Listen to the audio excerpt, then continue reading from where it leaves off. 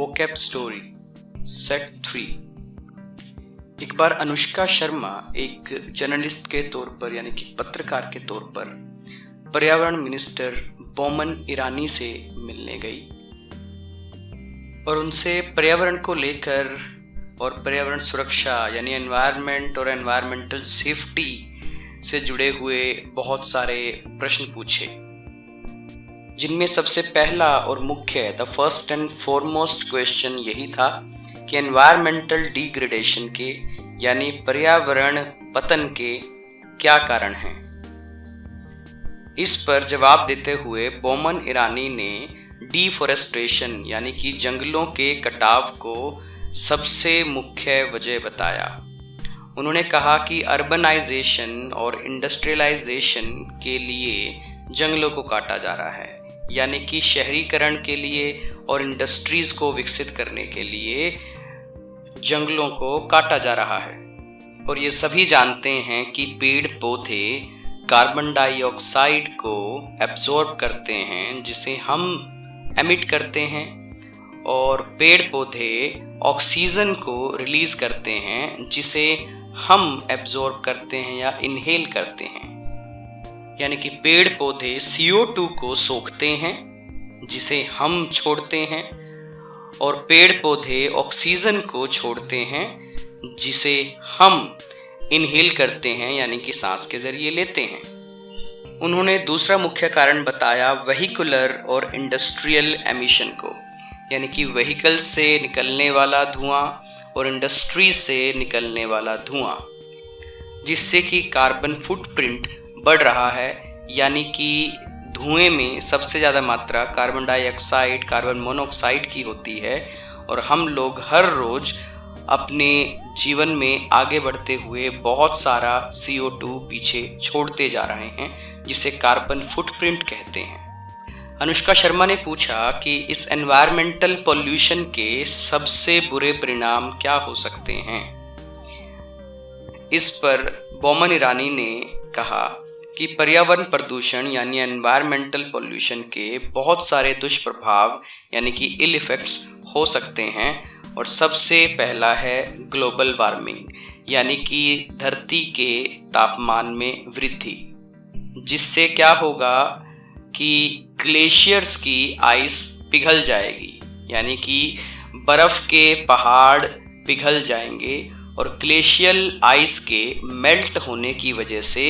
नदियों में बाढ़ें आएंगी और बहुत ज़्यादा पानी समुंदर में जाएगा, जिससे सी लेवल बढ़ जाएगा, समुंदर का स्तर बढ़ जाएगा, और बहुत सारे कोस्टल एरियाज़ यानी कि तटीय इलाके धीरे धीरे डूबने लगेंगे, और ये एक बड़ी संकट की स्थिति बन जाएगी और ये एक बड़ा डिज़ास्टर बन जाएगा। फिर अनुष्का शर्मा ने पूछा कि क्या किया जाए जिससे कि एनवायरमेंटल पॉल्यूशन को कंट्रोल कर सकें, उस पर काबू पा सकें, और ह्यूमैनिटी को, मानवता को हम डिस्ट्रॉय होने से यानी कि विनाश होने से बचा सकें। बोमन ईरानी ने कहा सबसे पहला और सबसे आसान तरीका है 3R प्रिंसिपल को अडॉप्ट करना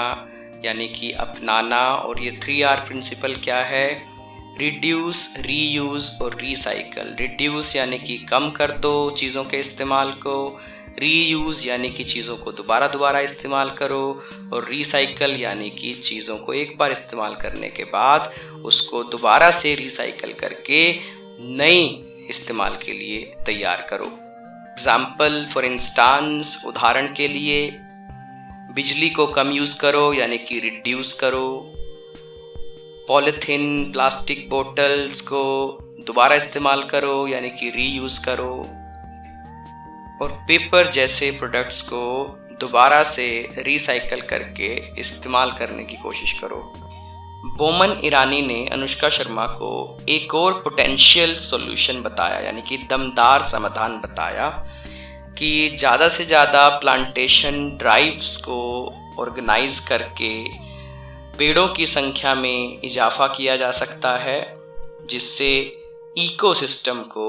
इम्बैलेंस होने से बचा सकते हैं, यानी कि पर्यावरण में सभी गैसों की मात्रा को एक संतुलित यानी कि बैलेंस्ड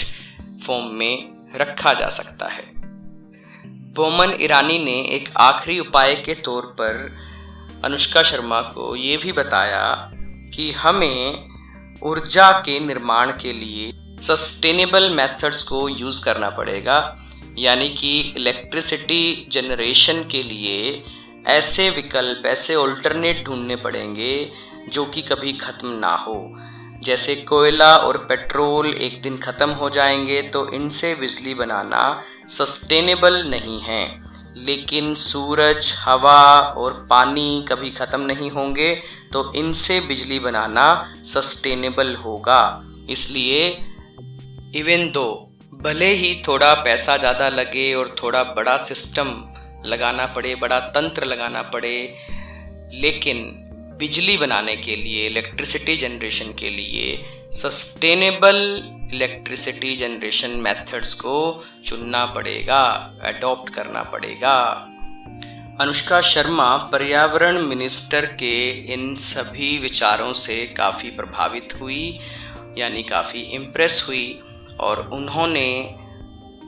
अपने न्यूज़ के फ्रंट पेज पर एक बड़ा सा आर्टिकल यानी कि लेख